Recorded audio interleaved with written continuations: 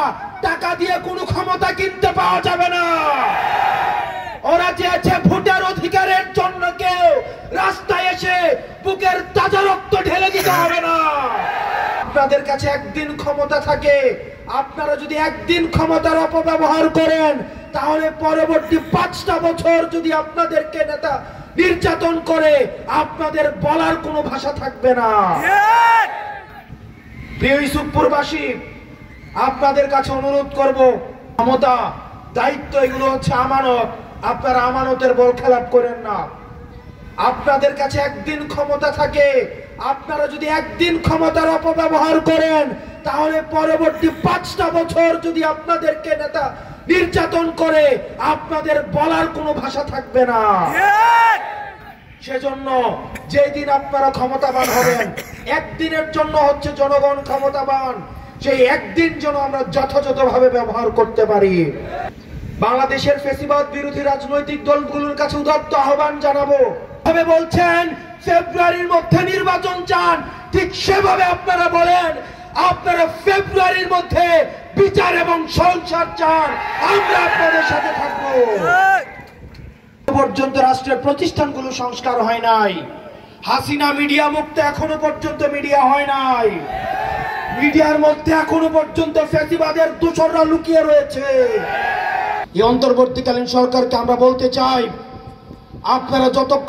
আপনারা যেভাবে নির্বাচনের প্রস্তুতি নিচ্ছেন, যেই গতিতে নির্বাচনের প্রস্তুতি নিচ্ছেন, ঠিক একইভাবে আপনারা প্রতিষ্ঠানগুলোকে আওয়ামী লীগ মুক্ত করুন, মিডিয়াগুলোকে আওয়ামী লীগ মুক্ত করুন, আপনারা বিচার বিভাগকে আওয়ামী লীগ মুক্ত করুন, যেন ভবিষ্যতে বাংলাদেশে কোন জুডিশিয়াল ট্রায়ালের মধ্য দিয়ে আর কাউকে ফাঁসির কাষ্ঠে ঝুলে বিনা বিচারে মৃত্যুবরণ করতে না হয়।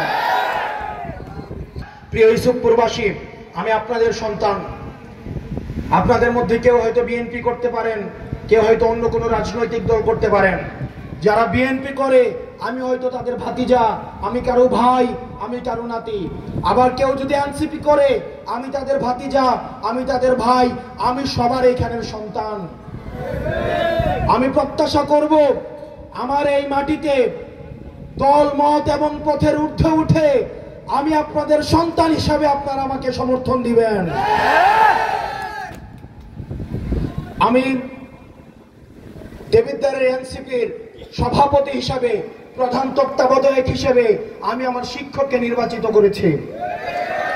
আমি আমার এমন একজন শিক্ষককে নির্বাচিত করেছি যে শিক্ষক কখনো অন্যায়ের কাছে মাথা নত করে নাই।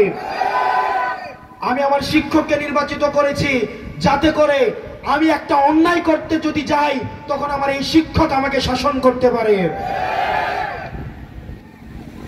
আমরা আপনাদের কাছে প্রতিজ্ঞা করতে চাই, আমাদের দেশের রাজনীতিবিদরা যেটা চিন্তা করে সেটা মুখে বলে না, যেটা মুখে বলে সেটা করে না, সেটার নাম দিয়েছে তারা রাজনীতি। তারা রাজনীতি দিয়ে তারা প্রতারণাকে তারা কৌশল হিসেবে চালিয়ে দেয়। কিন্তু আমরা এনসিপি নিশ্চিত করতে চাই, আমরা যেটা চিন্তা করব সেটাই বলবো, আর যেটাই বলবো সেটাই আমরা বাস্তবায়ন করব।